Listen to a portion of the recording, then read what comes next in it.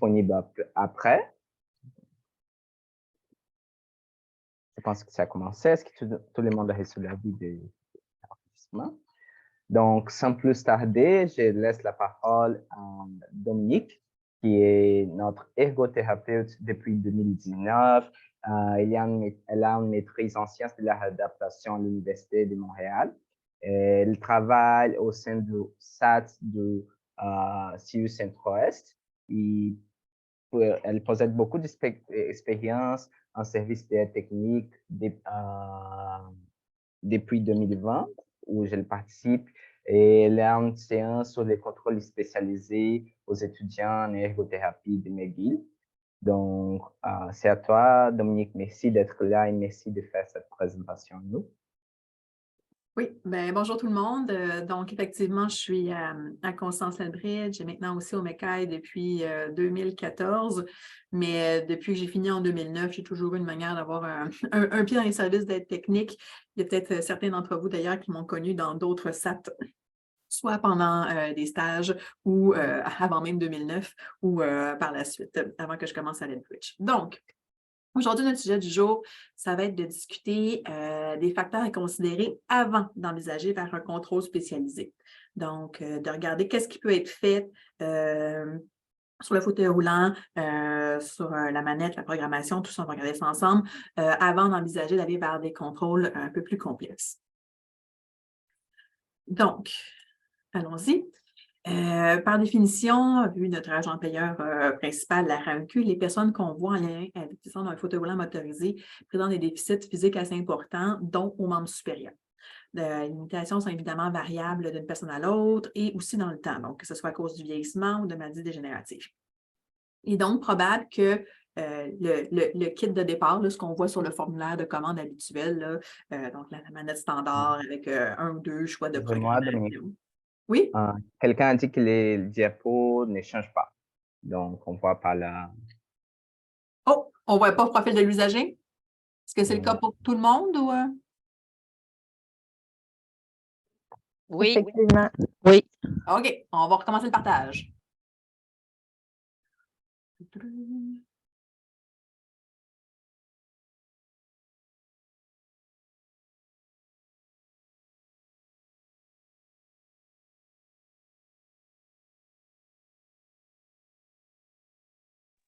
C'est bon, on le voit. OK, mais je vais essayer de le bouger pour voir.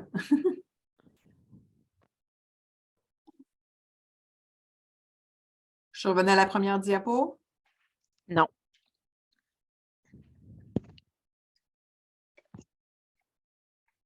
Ça ne bouge pas pour personne? Non, c'est toujours au profil de Mais l'usager. pas en mode présentation. Ben, moi, oui, je suis en mode... Ben, vous ne me voyez pas en mode présentation, vous? En effet, on voit juste la page générale, pas de présentation. Oh! On va essayer autre chose.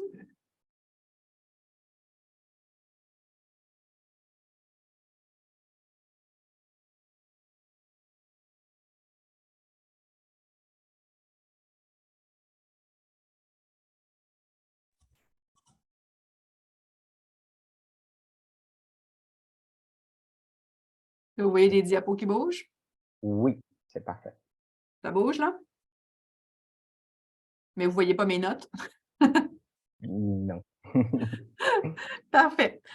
OK, donc, en gros, ce que je disais, c'est que la manette standard placée au bout de l'appui-bras avec une programmation de compagnie standard, ça se peut que ça ne réponde pas complètement aux besoins de notre usager dès maintenant ou à moyen long terme. Donc, c'est pour ça qu'aujourd'hui, nos objectifs vont être de détecter les éléments qui peuvent compromettre la conduite du fauteuil roulant motorisé, d'identifier les modifications possibles au positionnement, à l'accès au joystick et la programmation qui pourrait être faite, puis de comprendre aussi l'importance de l'entraînement. Donc, bien qu'un joystick standard soit en fait le moyen le plus courant utilisé pour faire fonctionner un fauteuil roulant motorisé, l'utilisation réussie d'un joystick pour conduire peut être affectée par plusieurs facteurs. Alors, comment les cliniciens comme nous pourraient aider les clients qui ont des fonctions limitées ou en déclin à continuer à utiliser un joystick standard? Il y a 5 éléments qu'on pourrait envisager. On va les voir un par un. Donc, premier facteur, donc les vérifications préalables à faire. Donc, cette étape-là concerne évidemment nos usagers qui ont déjà un motorisé, donc pas des premiers utilisateurs, mais ceux qui reviennent, qui veulent revenir nous voir pour dire qu'ils ont développé des difficultés à conduire le fauteuil roulant motorisé.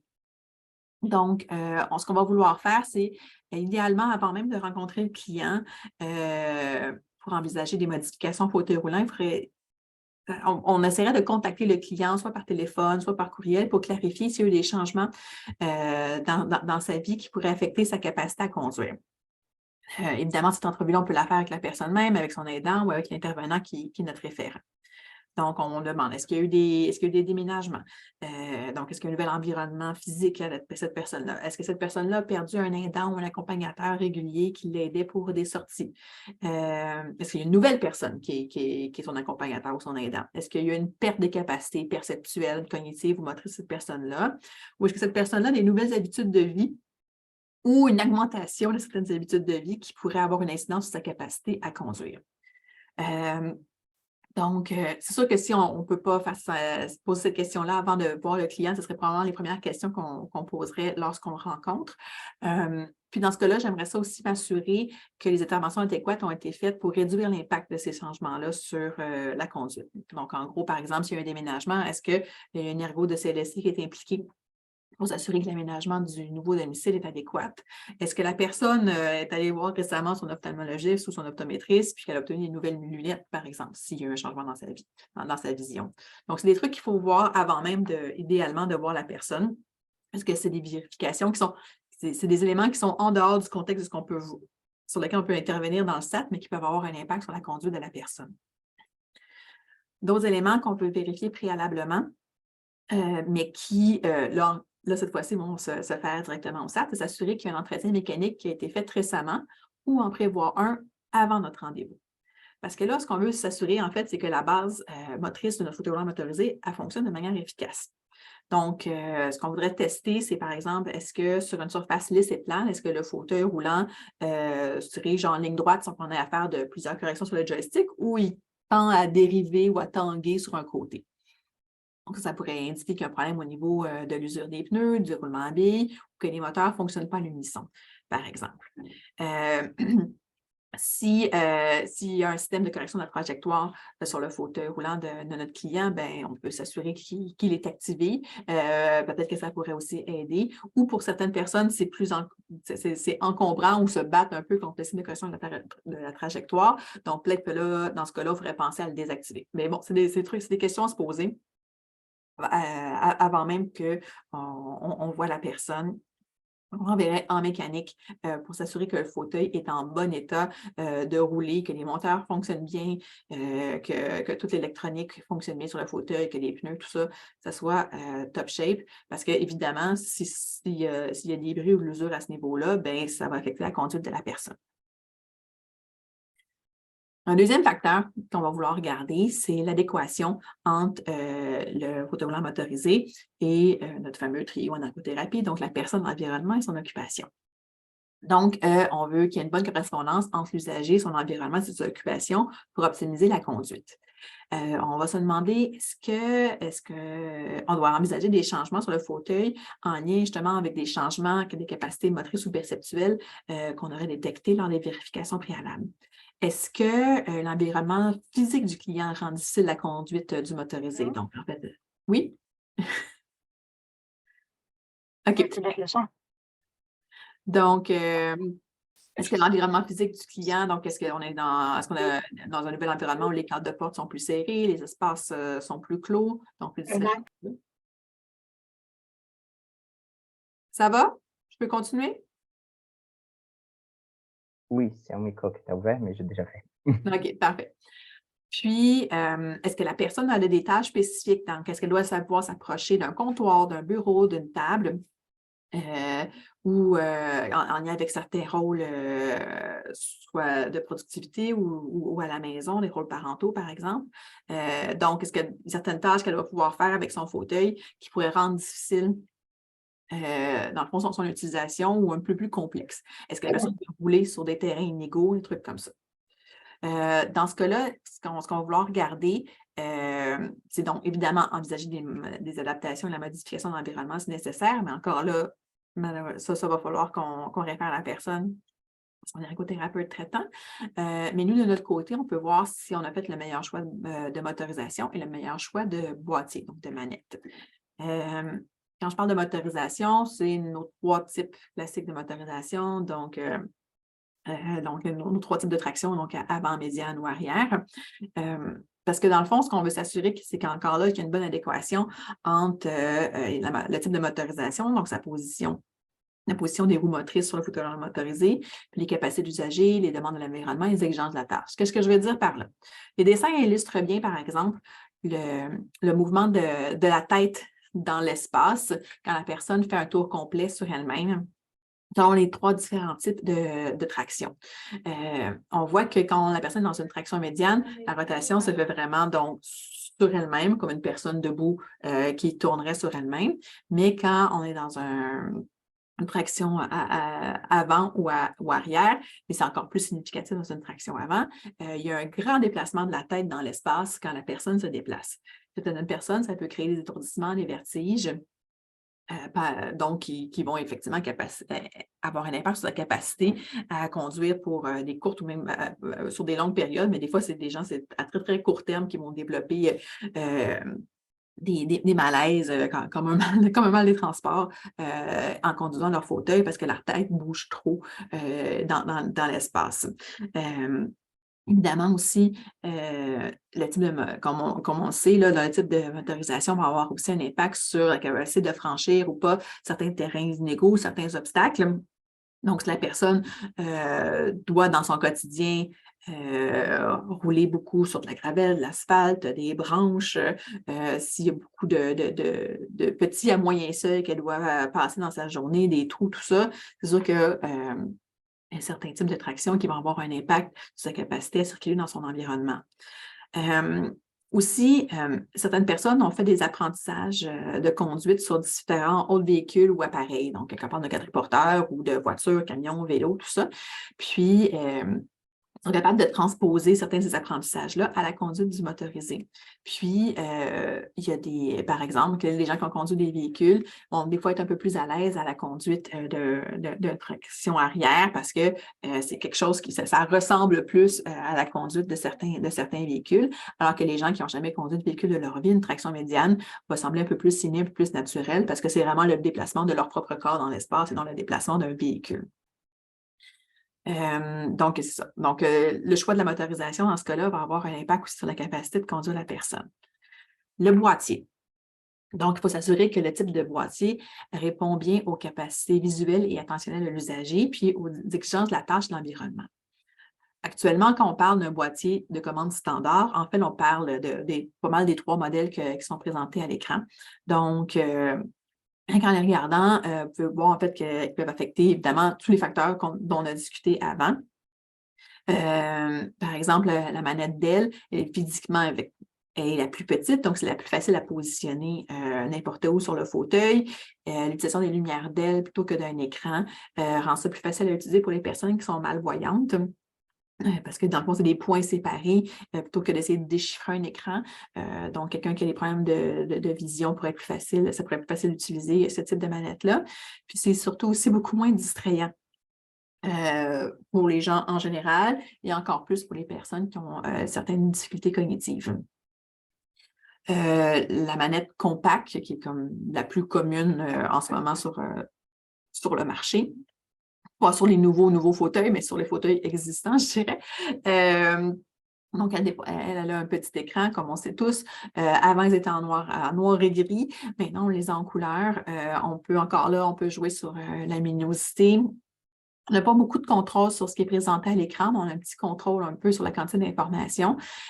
Mais l'avantage, c'est que la personne a justement accès à plus d'informations, puis peut faire un peu plus, je dirais, de fine-tuning dans sa conduite. avec les différents profils, le potentiomètre, un peu tout ça. Donc, puis c'est positionnable à différents endroits sur le fauteuil, comme on va en discuter, mais ça a quand même ses limites. Le nouveau boîtier standard, je peux dire, donc la nouvelle manette Bluetooth, elle a effectivement un gros écran 3,5 pouces. Elle offre beaucoup d'informations détaillées à la personne sur sa conduite. Donc, ça peut être une rétroaction intéressante donc sur sa vitesse, ses accélérations, un peu tout ça. Mais en même temps, avoir accès à l'heure, la date, tout ça, c'est super intéressant, ces informations-là. Mais ça peut être très distrayant pour la personne d'avoir tout ça toujours à proximité. On peut limiter un peu le nombre d'informations qui est présenté à l'écran, mais encore là, ça peut rester beaucoup d'informations. Puis, juste la taille de l'écran et sa luminosité peut être en soi une source de distraction pour certaines personnes. Puis, le fait qu'elle soit aussi de très grande taille, ça limite beaucoup nos capacités à déplacer la manette ailleurs qu'au bout d'un appui-bras. Aussi, quand vient le temps de s'approcher, par exemple, d'une surface, d'une table, tout ça, on veut escamoter la manette, bien, vous comprendrez que selon les 3 types de manettes, on n'aura pas le même dégagement. Donc, encore là, est-ce qu'on devrait envisager, est-ce qu'on va le classique escamotage à l'horizontale ou on irait vers une tige qui permet d'escamoter à 35 degrés pour se laisser encore plus de place, par exemple, quand on a la manette Bluetooth. Donc, c'est des éléments à penser, donc, tant au niveau de la tige pour escamoter que du type de boîtier. Est-ce qu'on est en train de nuire à notre conducteur ou on donne tous les outils pour avoir un bon contrôle sur sa conduite? Donc, encore là, c'est une question d'équilibre.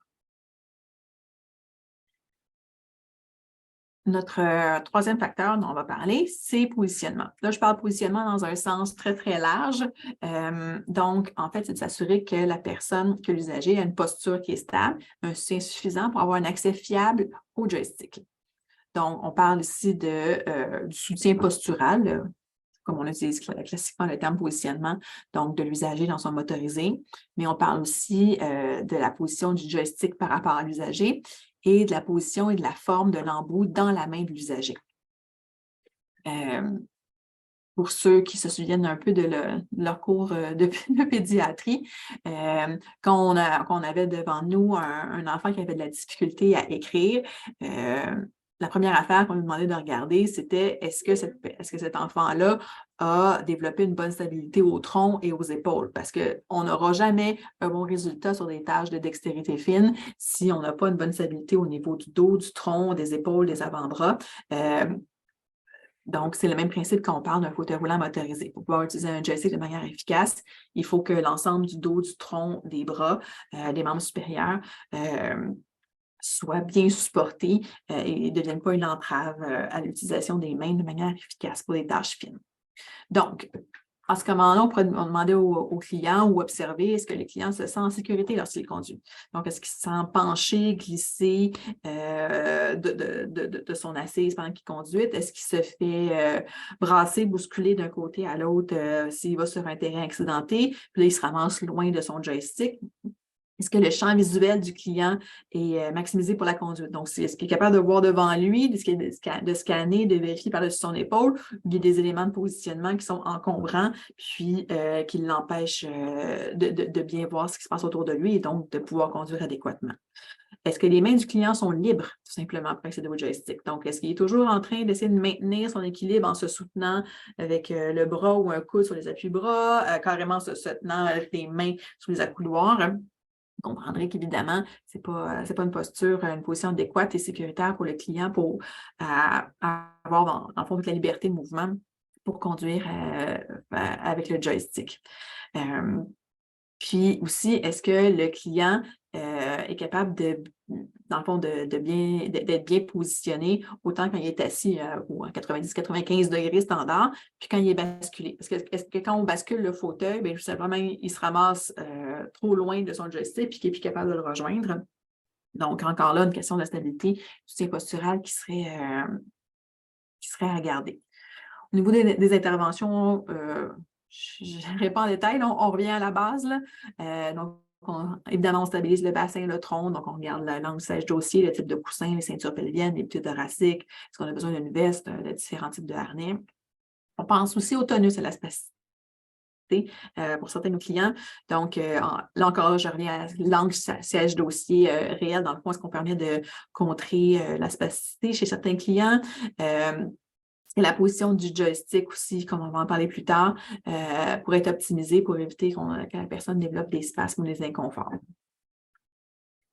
Par exemple, si j'ai un exemple de positionnement pour libérer les mains. Quand je parle de soutien postural, c'est 2 clientes qui avaient un problème assez semblable, en fait, de flexion antérieure et de rotation du tronc vers la gauche. Donc, dans les 2 cas, ils étaient à peine capables d'utiliser leur joystick parce qu'ils utilisaient principalement leurs bras pour essayer de rester droite dans le fauteuil. Ils sont toujours en train de se repousser pour se tenir droite, puis utiliser les bras pour se tenir, en fait, tout simplement. Il y a une veste qui avait été essayée, différents modèles de veste, tout ça, mais en fait, c'est inconfortable pour ces clientes-là dans les 2 cas, en raison des capacités respiratoires limitées. Donc, que ça soit objectif ou subjectif, ils n'étaient pas bien avec la veste sur leur thorax. Donc, ce qu'on a fait, c'est qu'on a développé, puis c'est du sur-mesure, vous comprendrez, là, une épaulière qui vient stabiliser le tronc en venant, dans le fond, faire un appui au niveau de l'épaule droite. Donc, ça permet de garder ces 2 dames-là bien appuyées sur leur dossier sans être encombrées par beaucoup de positionnements. Pour la dame qui est à gauche, on a fait un système motorisé. Donc, à l'aide d'un interrupteur, elle est capable de mettre et enlever son épaulière par elle-même, parce que pour certaines tâches dans sa journée, elle a besoin de pouvoir se pencher vers l'avant et faire des rotations du tronc. Puis là, quand elle a fini cette tâche-là, elle appuie sur son interrupteur, puis son épaulière revient. Puis là, elle a un accès tout à fait libre de ses mains pour pouvoir utiliser son joystick. Dans le cas de droite, on a un modèle plus fixe, c'est juste un système de rotation pour le mettre et l'enlever. C'est un aidant qui enlève l'épaulière. Mais dans les 2 cas, ça permet à la personne d'avoir une posture droite, fonctionnelle, et d'avoir ses 2 mains libres pour pouvoir conduire de manière efficace. Quand je parlais de la position du joystick et du type d'embout, c'est de s'assurer que le bras et le poignet et la main en général de la personne, de l'usager, va positionner de manière à assurer un accès fiable au joystick et de maximiser, désolé pour la faute, la fonction de la main et des doigts. Donc, on va penser à relocaliser le boîtier ou à changer d'embout. Donc là, il faut juste essayer. À droite, à gauche, quelque part au milieu, on essaie avec le client. Qu'est-ce qui est la meilleure option pour conduire? Donc, on regarde, est-ce que la position du boîtier, du joystick, oblige la personne à s'étirer pour réussir à atteindre le joystick? Donc, effectivement, elle va perdre du soutien au niveau du membre supérieur, ou au contraire, elle doit reculer beaucoup son épaule parce que le joystick est trop près, mais encore là, elle va perdre du soutien au niveau du membre supérieur. Est-ce qu'il y a, quand la personne fait un effort, et la conduite est en soi un effort, est-ce que ça a un impact au niveau de son tonus? Puis là, dans ce cas-là, est-ce que de déplacer le joystick encore là, ailleurs devant la personne permettrait de venir normaliser ou stabiliser le tonus de la personne pour qu'elle puisse plus facilement conduire? Est-ce que la personne a conduit sur un terrain accidenté? Donc, effectivement, que ça peut créer des mouvements. Donc, est-ce qu'il faudrait essayer de voir, est-ce qu'il y a un endroit où, quand on place le joystick à cet endroit-là, même s'il y a des bas sur le terrain, le bras bouge moins. Est-ce que quand, justement, comme j'en ai parlé plus tôt, est-ce que l'utilisation de la bascule déplace le bras, le poignet ou la main de la personne loin du joystick encore là? Donc, est-ce qu'il faudrait avoir est-ce qu'il y a un endroit qui rendrait ça plus stable pour la personne? Donc, encore là, c'est s'assurer que la personne est dans l'endroit où la personne peut avoir le bras, la main détendue.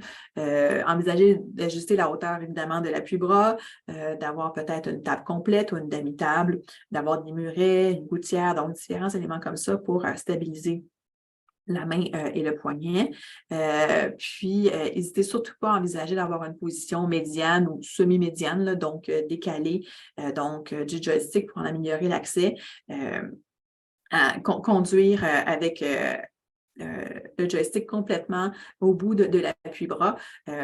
C'est une position qui n'est pas nécessairement naturelle. On a toujours tendance à avoir plus nos bras vers le milieu de manière naturelle. Donc, ça se pourrait que la personne soit beaucoup plus stable et beaucoup plus à l'aise à conduire si on ramène le joystick un peu plus vers le milieu. Ici, je vous présente en fait justement un peu nos exemples de comment on fait des essais de ces fameuses positions-là. Ce que vous voyez à gauche, dans le fond, c'est un peu une table pour faire des essais. En gros, c'est une grande surface avec beaucoup de velcro. Là, il n'y a pas mis tant que ça de velcro, mais des fois, on a beaucoup plus de velcro. Ça nous permet d'essayer de positionner le joystick à différents endroits pour voir qu'est-ce qui est le plus stable pour la personne. Puis, à droite, vous voyez, dans le fond, le produit final. Donc, suite à nos essais, ça nous a permis de, bon, OK, on va installer 2 appuis-bras surdimensionnés pour offrir un bon soutien aux 2 membres supérieurs, même si la personne est légèrement en abduction. On va y aller avec une mini-table, avec une insertion du boîtier d'aile. Donc, le boîtier d'aile est en dessous. Puis, il y a juste, dans le fond, la partie du joystick qui dépasse de la table, mais la table offre quand même un soutien pour les avant-bras et les poignets. Puis, on est allé vers un embout en T. C'était la meilleure option pour que cette personne-là puisse avoir une bonne prise sur le joystick qui ne nécessitait pas d'être capable de faire une pince, par exemple. Parlant d'embout, ce qu'il faut se demander, c'est est-ce que le client est capable de maintenir l'embout du joystick sans glisser, donc sans le perdre, et d'être capable de pointer dans toutes les directions, donc de faire un 360. Puis, est-ce qu'il est capable de faire tous ces mouvements-là, de maintenir l'embout dans sa main, aussi quand il est en bascule. Il faut aussi penser, est-ce que la personne est capable de relâcher volontairement l'embout du joystick, donc d'être capable de faire un freinage. Donc, ou est-ce que la personne, donc, elle reste coincée, donc est-ce que sa main reste coincée au niveau de l'embout puis qu'elle n'est pas capable de lâcher complètement, ce qui va donc affecter sa capacité à freiner son fauteuil roulant et donc à être sécuritaire lors de la conduite. Qu'est-ce qu'on peut faire ici? Essayer différents embouts. Ici, vous avez différents modèles relativement standards avec AirNet. Donc, pour là, il n'y a pas de recette. Essayez. Pour les boules, il y a des petites boules, il y a des grosses boules. On a aussi des différents modèles de body point. Il y en a des nouveaux modèles maintenant body point qui ne sont pas présentés ici. On peut même en créer des sur-mesure. Par exemple, ce que j'ai appelé notre poteau de but, c'était inspiré du U de body point, mais qui est fait exactement la largeur de la paume de la main du client en question. Donc, puis qui nous permettait aussi de décider de la hauteur des côtés verticaux pour vraiment bien maintenir la main de cette personne-là. Donc, effectivement, des fois, il faut envisager même des solutions un peu sur mesure. On a besoin de nos tops et de nos mécaniciens en orthèse-prothèse pour pouvoir faire ce type de modification-là, mais c'est vraiment ce qui rend nos gens autonomes à la conduite et éviter qu'il y ait des incidents. 4e facteur qu'il faut regarder, la programmation. Donc, en gros, s'assurer que la programmation du fauteuil roulant motorisé correspond aux capacités de l'usager et aux exigences de son environnement. Donc là, ce qu'on veut se demander, c'est, on se pose différentes questions et on regarde le client conduire, on le questionne aussi. Donc, est-ce que le fauteuil roulant avance en douceur ou par coup? Donc, est-ce que le fauteuil roulant tourne avec contrôle ou est-ce qu'on dirait qu'il fouette le client quand il essaie de tourner à droite ou à gauche? Est-ce que le fauteuil roulant s'arrête à une distance et à une vitesse opportune face au contexte? Donc, s'il y a un petit chien ou un enfant qui passe devant le client, c'est capable de s'arrêter rapidement. Puis, s'il s'arrête rapidement, est-ce qu'il va être quasiment éjecté de son fauteuil ou il reste quand même assis bien au fond de son fauteuil? Est-ce qu'en général, le client, il se sent en contrôle de son fauteuil roulant motorisé ou a l'impression que le fauteuil fait des affaires sans qu'il y ait demandé? Est-ce que le client est capable d'accéder efficacement, dans le fond, aux 360 degrés de mouvement où il y a des angles du mouvement 360 qui n'arrivent pas à atteindre? Est-ce que la force et la distance nécessaires pour activer le joystick sont adaptées à la force et à l'amplitude de mouvement du client?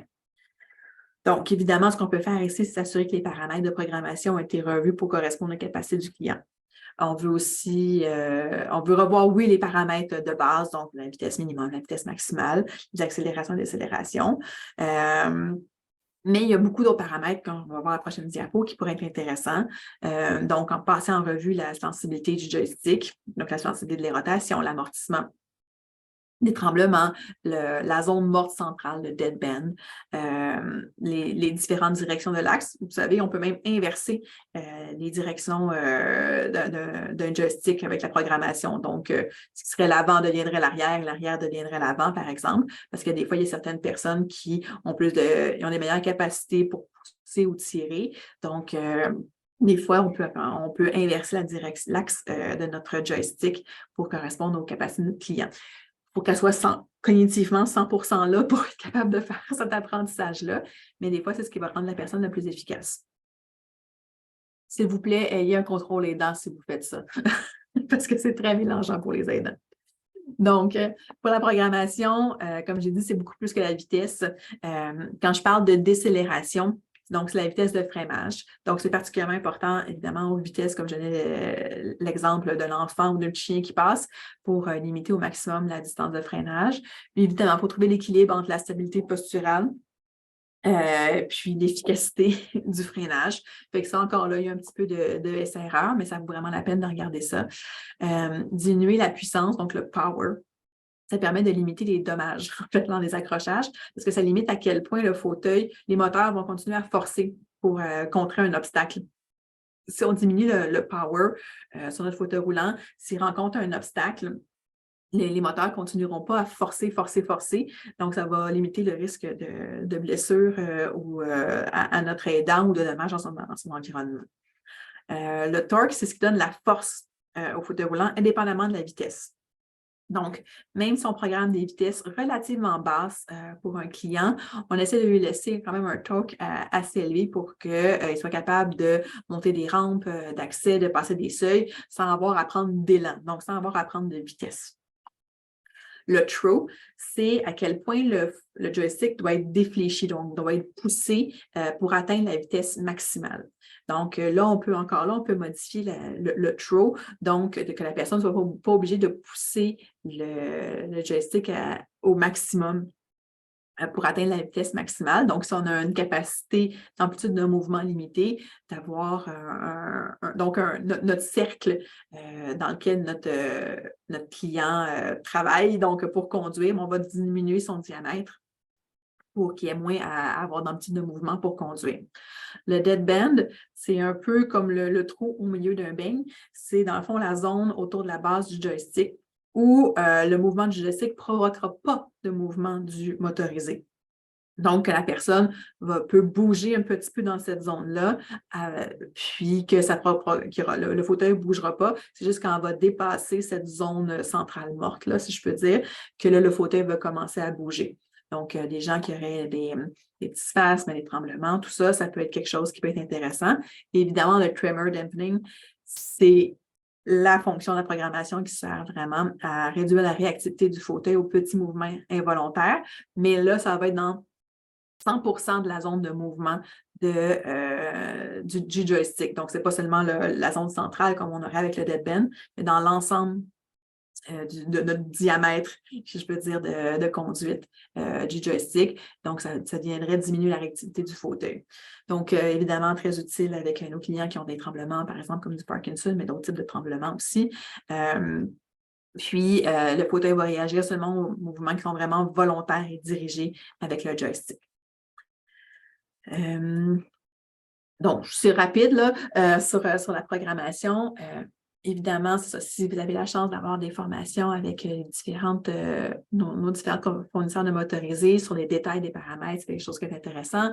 Ici, c'est sûr que je suis dans une position de privilège où j'ai un technicien en électronique qui travaille avec nous aussi, avec lequel on peut faire tous ces ajustements-là. Mais je pense que quand même, vous avez une petite base ici pour aller voir au-delà des classiques vitesse, avant, arrière, tournée, accélération. Dernier élément, dernier facteur que je voulais qu'on voit aujourd'hui, c'est l'importance de l'entraînement. Donc, conduire un fauteuil roulant motorisé, ce n'est pas inné, comme vous avez sûrement dû l'essayer par vous-même. Ce n'est pas si facile que ça. Il y a des gens qui ont plus de facilité à généraliser d'autres habiletés à celle de conduire un motorisé. Des fois, c'est des gens qui ont joué à des jeux vidéo, des gens qui ont conduit des véhicules. par exemple, qui vont avoir plus cette capacité-là à apprendre à conduire un fauteuil roulant motorisé. D'autres qui vont avoir besoin de plus de soutien à cet apprentissage-là. Donc là, ce serait de voir, s'assurer est-ce que la personne a reçu une formation adéquate sur une session de son motorisé ou on l'a évalué en 10 minutes dans un couloir en ligne droite, on lui a commandé son fauteuil, il est parti avec. Puis là, dans le contexte de son environnement à domicile, au travail, tout ça, elle a des difficultés. Donc là, il faudrait peut-être prévoir, dans le fond, que la personne elle ait un véritable entraînement, une véritable formation à la conduite de son fauteuil roulant motorisé. L'objectif est évidemment de maximiser les habilités de l'usager à la conduite autonome et sécuritaire. Puis, notre capacité à offrir cette formation-là va évidemment dépendre du temps et des ressources humaines qu'on a de notre côté, puis de la capacité d'apprentissage de la personne. Je vous référerai au programme qui s'appelle le Wheelchair Skills Program de l'Université de Dalhousie, qui est un programme qui existe autant en français qu'en anglais. Puis, dans le fond, pour soutenir, dans le fond, vous-même ou vos clients, l'apprentissage de certaines habiletés à la conduite d'un fauteuil roulant motorisé. Il y a des vidéos d'apprentissage, il y a des guides, il y a des exercices. Donc, c'est une ressource qui pourrait être intéressante autant pour vous que pour vos clients. Entraînement, on parle aussi d'entraînement de nos aidants. Donc, pour que notre usager soit positionné adéquatement au fauteuil roulant motorisé. Parce qu'on veut offrir le meilleur soutien postural à nos clients, puis un accès optimal au joystick. Si la personne n'est pas bien assise au fond, si les éléments de positionnement, si les harnais, tout ça, ne sont pas attachés correctement, si la table n'est pas posée, donc tous ces éléments-là, bien évidemment, la personne va avoir de la difficulté à accéder adéquatement à son fauteuil, à son joystick et donc à conduire. Donc, il faut penser vraiment aussi à faire de l'enseignement autant à nos usagers qu'à nos aidants sur comment bien se positionner dans le fauteuil pour pouvoir l'utiliser de manière la plus efficace possible. Donc, là, c'est encore de la formation et de l'entraînement. On peut prévoir des pliants, des documents avec des rappels. On peut s'assurer que les aidants principaux de nos clients vont aussi être présents lors des livraisons pour qu'on puisse leur montrer comment faire ça. Donc, c'était mon court résumé des éléments, des facteurs à regarder avant de penser à aller vers un contrôle spécialisé quand on est devant un client qui a des difficultés à la conduite. Il nous reste 15 minutes. Si vous avez des questions, des commentaires, n'hésitez pas. Je vous ouvre les micros. C'est votre tour. Oui. Bonjour. Bonjour. Est-ce que c'est possible d'avoir une photo de votre table d'évaluation pour où mettre le joystick? Là? Je pourrais la retrouver, mais effectivement, ça, c'est un exemple parmi tant d'autres, mais c'est tout simplement une table standard, ce qu'on a recouvert de velcro. OK. Puis vous placez le joystick à différents endroits pour voir où est-ce que c'est plus facile pour… Oui, c'est ça. Souvent, on fait les essais avec un joystick, genre un Movis ou quelque chose comme ça, juste parce que ça nous permet d'être petit et de se déplacer ailleurs, mais ça n'empêche pas après ça d'utiliser un joystick standard. J'ose une autre question, si ça ne vous dérange pas. J'ai un enfant qui a une dystrophie du chêne, donc c'est très difficile quand il escamote la commande, de la ramener. Là, j'ai vu votre modèle de commande au centre sur une mini-table. Oui. Je crois que ça pourrait être quelque chose d'intéressant pour lui, dans le fin fond, quand il y a une diminution de force. Puis là, c'est ça, quand il va à l'école, la surface, il n'est pas capable de dégager assez pour rentrer en dessous. Fait que c'est toute une problématique, mais l'exemple que vous avez montré serait intéressant pour lui, je pense, de fabriquer une chose comme ça. C'est ça, la manette, elle est en dessous, donc il faut avoir la bonne distance entre les coudes et les cuisses, là. Mais ça peut être quelque chose qui peut être effectivement intéressant. Puis, la table, elle peut être sur un mécanisme qui s'escamote plus verticalement aussi. Là. OK. Bon, c'est parfait, je vous remercie. Plaisir. Je pense qu'il y a une question dans le chat aussi. Je ne pense pas bien compris. Est-ce que tu peux regarder? Oui, j'essaie de retrouver où est le chat en ce moment.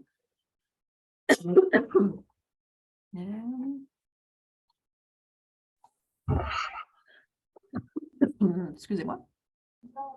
J'aurais dû boire pendant ma présentation.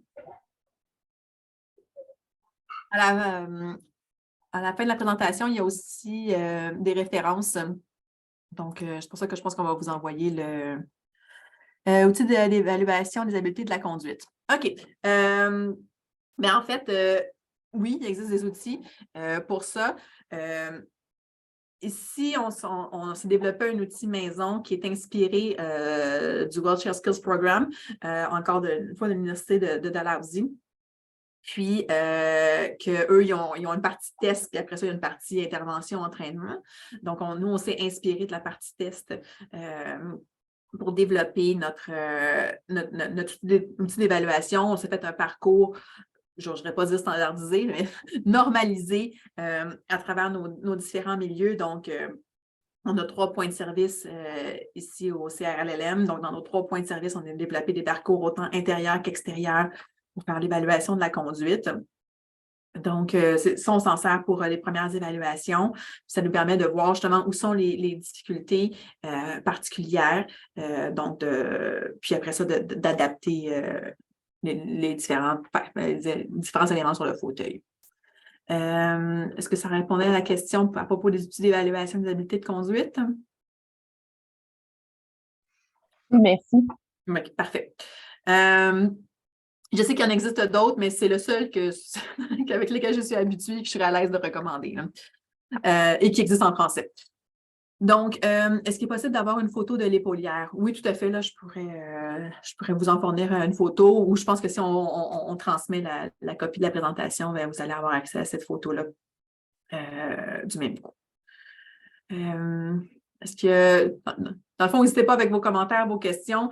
On s'entend, là, c'est un champ de connaissances qui évolue constamment, puis c'est grâce à nos échanges et nos collaborations comme ça qu'on permet de faire évoluer notre connaissance, puis d'offrir le meilleur à nos clients.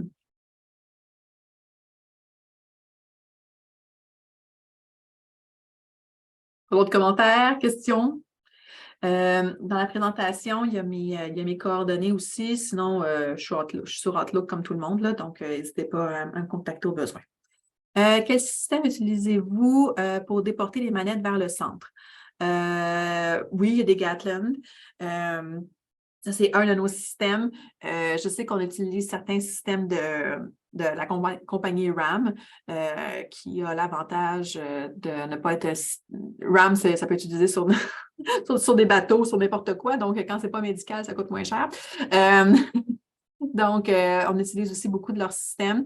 Sinon, je pourrais voir, je ne sais pas s'il y a des techniciens, des top avec qui je travaille qui sont présents dans la présentation aujourd'hui qui pourraient répondre à ça. Mais on utilise différentes compagnies. Puis ça, peut-être que je pourrais essayer de vous répondre personnellement si j'ai une autre liste de compagnies.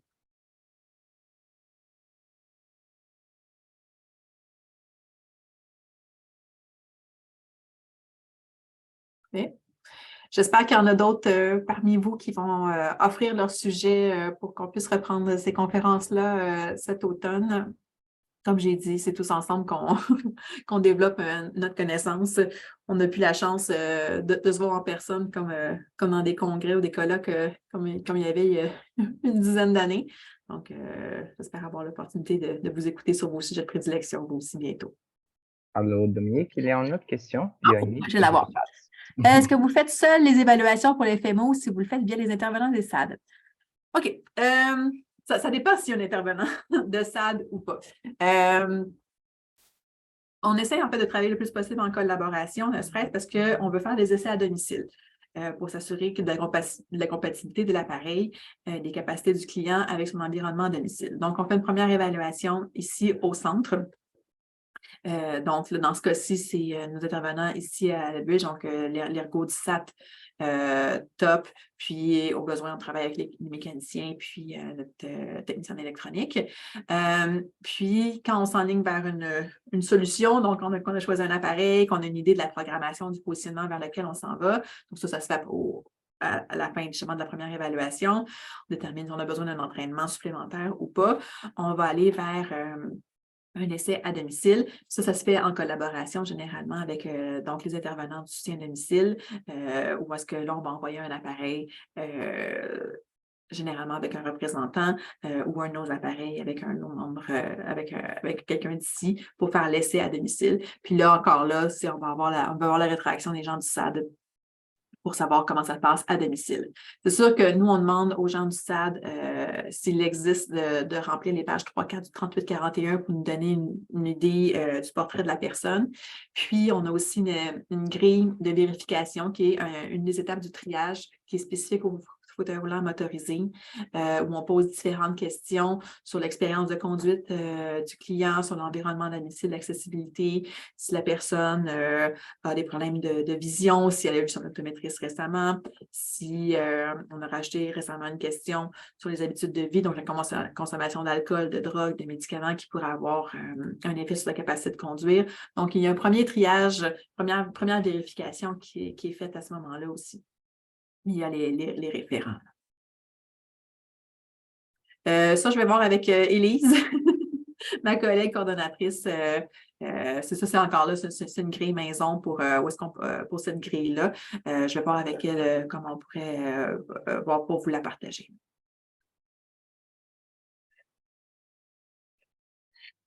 Est-ce qu'il y a d'autres questions, d'autres commentaires? Donc, merci Dominique. Bravo, très intéressant. J'aurais pris encore des heures et des heures à me faire expliquer ça vu que je commence au SAT. On s'enverra cet automne pour les contrôles spécialisés. Bon, ben parfait, merci. Donc, merci Dominique, merci tout le monde d'être là. Donc, je partage une dernière fois notre sondage de satisfaction sur les chats et n'hésitez pas si vous avez des choses que vous voulez présenter à nous communiquer. Je vais envoyer aussi l'attestation des participations pour cette midi conférence et on va faire une petite pause, mais dans l'automne, on retourne avec toute la force pour continuer à faire des excellents webinaires comme celui-ci d'aujourd'hui. Donc, merci à tous. Bon après-midi. Bye. Merci beaucoup tout le monde. Bonne fin de journée.